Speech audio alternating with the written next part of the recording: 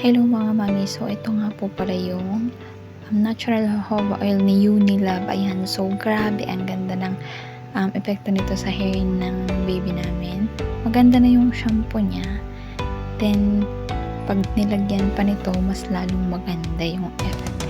And, hindi siya kagaya ng ibang langis na nagpapawisin yung baby nyo. Ayan, so napakaganda po niya sa hair ng inyong baby. Ayan, so pwede nyo din gamitin kung gusto nyo.